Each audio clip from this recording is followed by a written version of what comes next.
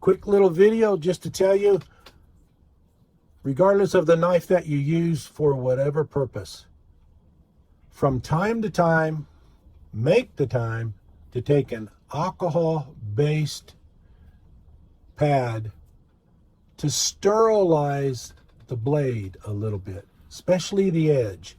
Reason being is if you accidentally cut yourself, accidentally nick yourself, it's less of a chance of it becoming infected or taking you out because there is flesh-eating bacteria or something of that nature, whatever it may be, is present in the area that you are in or that your knife blade itself is contaminated with.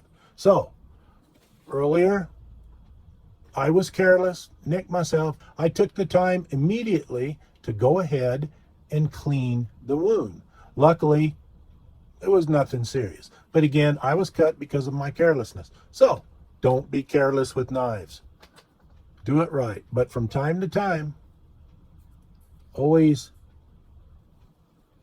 clean off that edge and make it sterile. And yes, don't forget to lubricate and make everything work properly.